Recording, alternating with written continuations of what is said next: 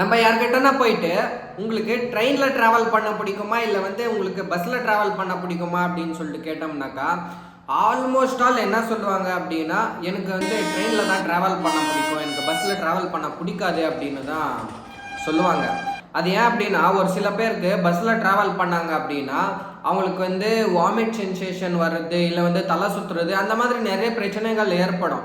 So இதனாலேயே என்ன பண்ணுவாங்கன்னா ஆல்மோஸ்ட் ஆல் எனக்கு ட்ரெயினில் தான் எனக்கு ட்ராவல் பண்ணுறதுக்கு கம்ஃபர்டபுளாக இருக்குது அப்படின்னு சொல்லுவாங்க. ஆனால் இந்த மாதிரி நீங்கள் கம்ஃபர்டபுளாக ட்ராவல் பண்ணணும் அப்படின்னா ஒரு நார்மலான ட்ரெயினில் தான் நீங்கள் ஒரு கம்ஃபர்டபுளாக ட்ராவல் பண்ண முடியும்.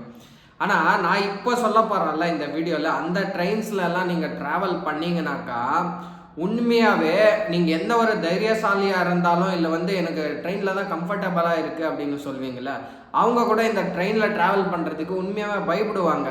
அந்த அளவுக்கு பயங்கரமாக இருக்கும்.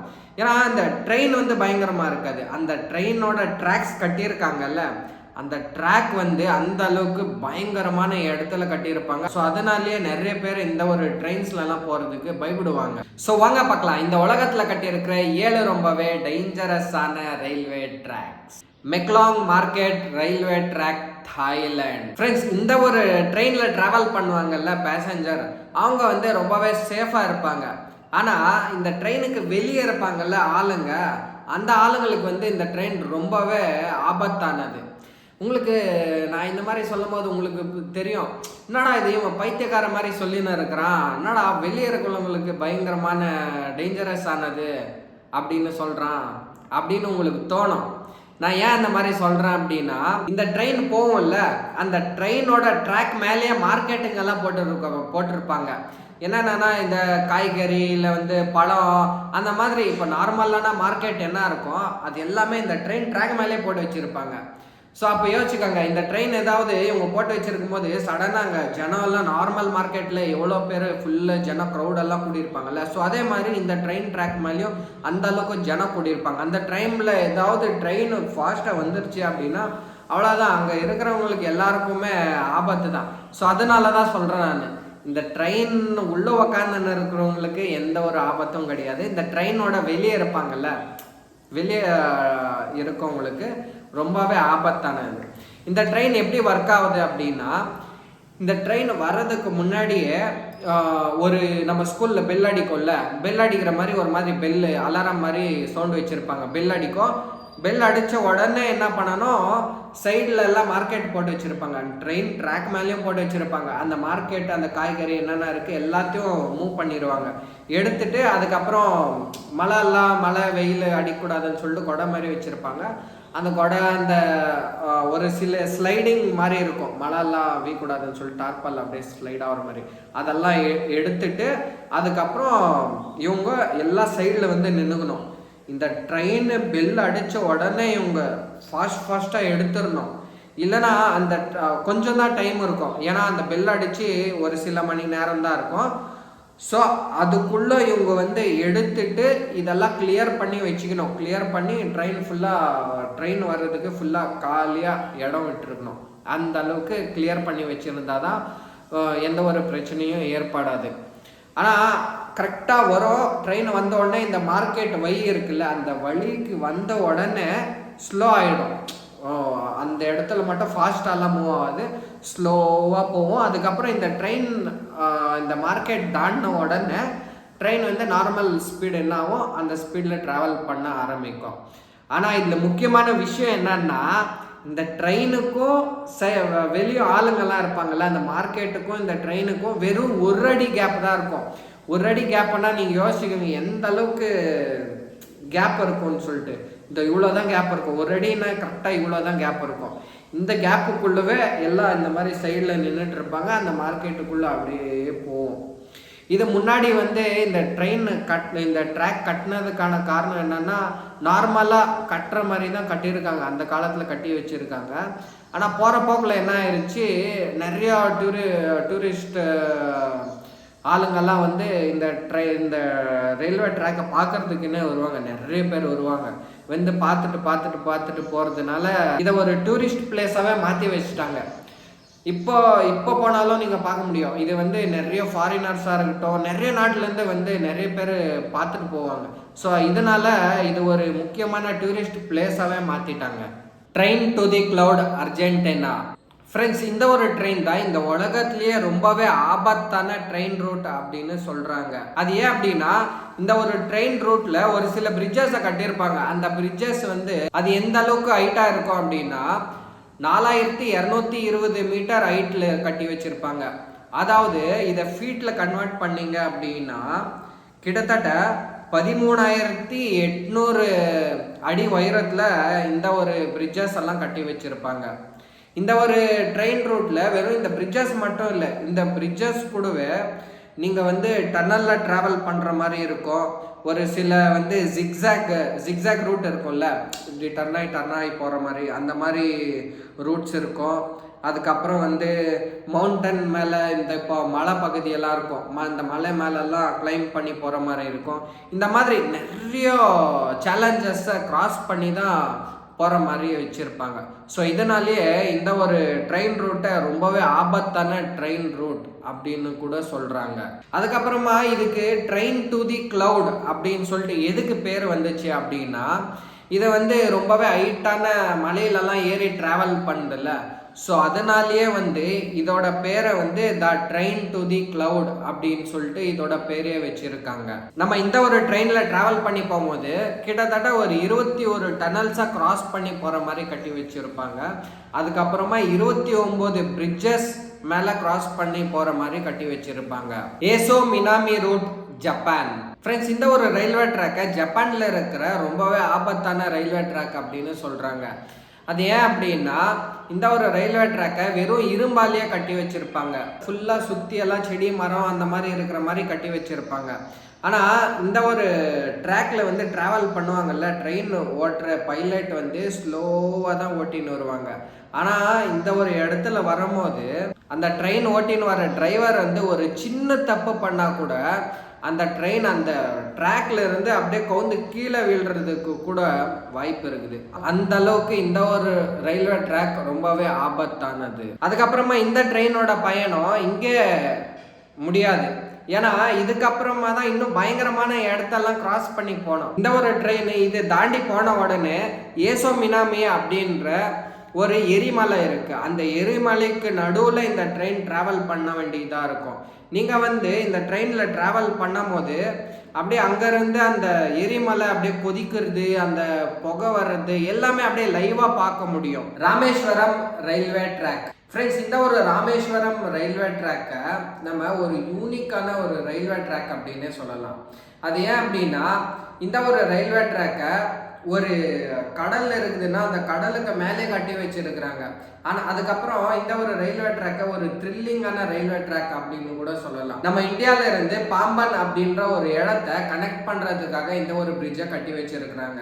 இந்த ஒரு பிரிட்ஜை 1914 February 24 தான் ஓப்பன் பண்ணி வச்சிருக்கிறாங்க. இந்த ஒரு ட்ரெயின் ரூட் வந்து எந்த அளவுக்கு நம்ம தமிழ்நாட்டுக்கு ஸ்பெஷலானது அப்படின்னா, நம்ம இந்தியாவிலேயே ஃபர்ஸ்ட் சி ட்ரெயின் ரூட் அப்படின்னு சொல்லிட்டு ஒரு ஸ்பெஷலான பேரை எடுத்துருக்குது. நம்ம இந்தியாவிலேயே இந்த ட்ரெயின் ரூட்டுக்கு முன்னாடி எந்த ஒரு ட்ரெயின் ரூட்டும் கடலுக்கு மேலே கட்டினதே கிடையாதான். ஸோ அதனாலேயே இந்த ஒரு ட்ரெயின் ரூட் வந்து ஒரு ஸ்பெஷலானது அப்படின்னு சொல்கிறாங்க.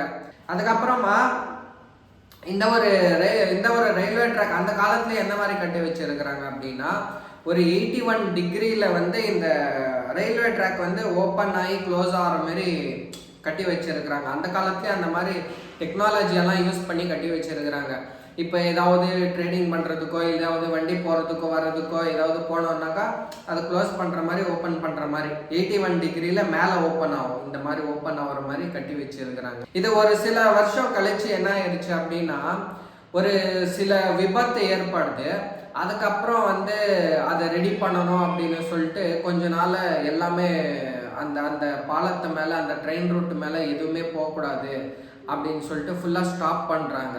ஸ்டாப் பண்ணிவிட்டு என்ன பண்ணுறாங்க அப்படின்னா, அதை ரெடி பண்ணுறாங்க. ரெடி பண்ணுறதுக்கு ஒரு கம்பெனிக்கு டெண்டர் விடுறாங்க. அதுக்கப்புறம் அந்த ஒரு பிரிட்ஜையும் ரெடி பண்ணி முடிச்சிடுறாங்க. ரெடி பண்ணி முடிச்சதுக்கப்புறமா திருப்பி ஓப்பன் பண்ணுறாங்க. ஓப்பன் பண்ணதுக்கப்புறம் திரும்பவும் ஒரு சில வருஷம் ஆனதுக்கப்புறமா ஃபுல்லாக இது வந்து இரும்பில் கட்டி வச்சுருக்குறாங்கல்ல. ஸோ அதனால் என்ன ஆயிடுச்சு, ஃபுல்லாக துரும்பு பிடிக்க ஆரம்பிச்சிருச்சு.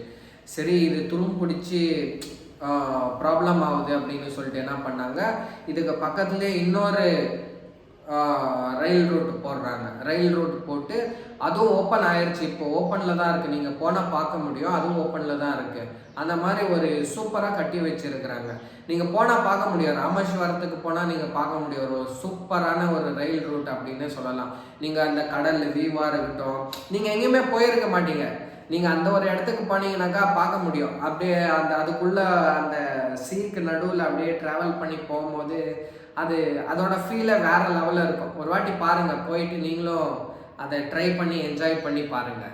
Death railway track Thailand. Friends, இந்த ஒரு ரயில்வே ட்ராக்கை World War II நடக்கும்போது நம்ம ஏதாவது வெப்பன்ஸை வேறு நாட்டுக்கு வந்து ஏற்றுமதி பண்ணும்போது இப்போ கடல் வழியாக போகும்போது என்ன ஆகும் அப்படின்னா, சப்மரைன் எல்லாம் வச்சுட்டு உடச்சி போட்டுருவாங்க, அழிச்சிருவாங்க அப்படின்னு சொல்லிட்டு என்ன பண்ணாங்க அப்படின்னா, இந்த ஒரு ரயில் பாதை ரெடி பண்ணலாம் அப்படின்னு சொல்லிட்டு இந்த ஒரு ட்ரெயின் ரூட்டை கட்ட ஸ்டார்ட் பண்ணி வச்சிருக்கிறாங்க.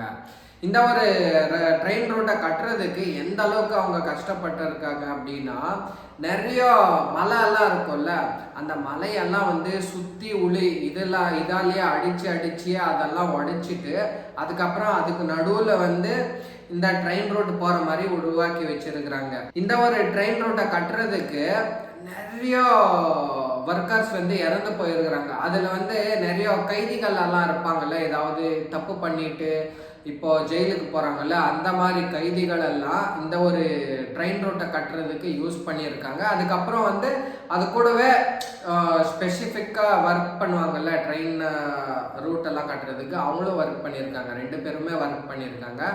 அதுக்கப்புறம் இந்த ஒரு ட்ரெயின் ரூட்டை கட்டுறதுக்கு லட்சக்கணக்கில் செத்து போயிருக்கிறாங்க. ஏன்னா வந்து அந்த அளவுக்கு பயங்கரமான இடத்தெல்லாம் இதை உடைச்சி அதை வந்து க்ளீன் பண்ணி அதுக்கப்புறமா தான் இந்த ட்ரெயின் ரூட்டை கட்டியிருக்கிறாங்க. ஸோ அதனாலேயே நிறைய பேர் வந்து இறந்தும் போயிருக்கிறாங்க. நிறைய பேருக்கு காலரா வந்திருக்கு, அதுக்கப்புறம் வாந்தி பேதி, அதுக்கப்புறம் வந்து சாப்பாடு இல்லாத, அதுக்கப்புறமா அந்த வெயிலில் வேலை செஞ்சு சாப்பாடு இல்லைன்னா என்ன பண்ண முடியும், எதுவும் பண்ண முடியாதுல்ல. அந்த மாதிரி எல்லாம் இறந்து போய் இந்த ஒரு ட்ரெயின் ரூட்டை கட்டியிருக்கிறாங்க. ஸோ இதனாலேயே இந்த ஒரு ட்ரெயின் ரூட்டுக்கு டெத் ரயில்வே ட்ராக் அப்படின்னு சொல்லிட்டு பேர் வச்சிருக்கிறாங்க. இந்த ஒரு ட்ரெயின் ரூட்டை கட்டும் போது நிறைய பேர் இறந்து போயிருக்கிறாங்க அப்படின்னு சொல்லிட்டு டெத் ரயில் ரூட் அப்படின்னு சொல்லிட்டு ஒரு பேர் வச்சிருக்கிறாங்க. ஜகார்த்தா ரயில் ரூட், இந்தோனேஷியா. ஃப்ரெண்ட்ஸ், இந்த ஒரு ரயில் ரூட் ஜகார்த்தா அப்படிங்கிற ஒரு இடத்துல இருந்து பந்தூங் அப்படிங்கிற ஒரு இடத்த கனெக்ட் பண்ற ஒரு ரயில் ரூட் தான் இது. நீங்க இந்த ஒரு ட்ரெயின்ல டிராவல் பண்ணும்போது வெறும் 3 ஹவர் தான் டிராவல் பண்ற மாதிரி இருக்கும். நீங்க அந்த 3 ஹவர் வந்து ஒரு ரோலர் கோஸ்டர்ல டிராவல் பண்ணா எந்த அளவுக்கு பயங்கரமான உங்களுக்கு எக்ஸ்பீரியன்ஸ் கொடுக்கும், அந்த அளவுக்கு இந்த ஒரு ட்ரெயின்ல நீங்க எக்ஸ்பீரியன்ஸ் பண்ண முடியும். ஏன்னா நீங்க இந்த ஒரு ட்ரெயின்ல டிராவல் பண்ணும்போது ஒரு ரோலர் கோஸ்டர்ல போற அளவுக்கு ஸ்பீடா டிராவல் பண்ணுமா, அந்த அளவுக்கு ஒரு பயங்கரமான த்ரில்லிங்கான எக்ஸ்பீரியன்ஸ் இந்த ஒரு ட்ரெயின் ரூட்ல நீங்க எக்ஸ்பீரியன்ஸ் பண்ண முடியும் அப்படின்னு சொல்றாங்க. Devil's Nose railway track, Ecuador. Friends, இந்த ஒரு ரயில்வே ட்ராக்கை ஆண்டிஸ் மவுண்டன் அப்படின்ற மலையை உடைச்சி அந்த மலையில தான் இந்த ஒரு ரயில்வே ட்ராக்கை கட்டி வச்சிருக்கிறாங்க. இந்த ஒரு ரயில்வே ட்ராக்ல நீங்க ஒரு சைடு பார்த்தீங்கன்னாக்கா மலை தெரியும், இன்னொரு சைடு பார்த்தீங்கன்னாக்கா பள்ளம் தெரியும். என்னன்னா இந்த ட்ரெயினுக்கும் அந்த பள்ளத்துக்கும் கொஞ்சமாக தான் கேப் இருக்கும், சின்ன கேப் தான் மட்டும்தான் இருக்கும். அதுக்கு நடுவில் தான் இந்த ட்ரெயின் எல்லாம் ட்ராவல் பண்ணுற மாதிரி இருக்கும். ஆனால் பாருங்கள், நீங்கள் அந்த நடுவில் வந்து நீங்கள் ட்ரெயினில் உட்காந்து ட்ராவல் பண்ணும்போது அப்படியே கீழே வளைஞ்சி பார்த்தீங்கன்னாக்கா ஒரு பயங்கரமான ஒரு த்ரில்லிங்கான எக்ஸ்பீரியன்ஸை உங்களுக்கு கொடுக்கும். ஓகேவா? அதுக்கப்புறம் இந்த ரயில்வே ட்ராக் கட்டும் போது ஒர்க்கர்ஸ் எல்லாம் வேலை செஞ்சுருப்பாங்கல்ல, வேலை செய்கிறவங்க இந்த மலையிலிருந்து கீழே வீழ்ந்த நிறைய பேர் இறந்து போயிருக்கிறாங்க. ஸோ அதனாலேயே வந்து இந்த ஒரு ரயில்வே ட்ராக்கோட பேர் டெவில்ஸ் நோஸ் ரயில்வே ட்ராக் அப்படின்னு வச்சிருக்கிறாங்க. ஃப்ரெண்ட்ஸ், அவ்வளோதான், இந்த வீடியோ முடிஞ்சிருச்சு. நான் இப்போ 7 ரயில்வே ட்ராக் சொன்னல, அந்த 7 ரயில்வே ட்ராக்ல உங்களுக்கு எந்த ரயில்வே ட்ராக் பிடிச்சது அப்படின்றத கமெண்ட்ஸில் போட்டு விடுங்க. அதுக்கப்புறம் இந்த வீடியோ பிடிச்சிருந்தா இந்த வீடியோவை லைக் பண்ணிவிட்டு சப்ஸ்கிரைப் பண்ணிவிடுங்க.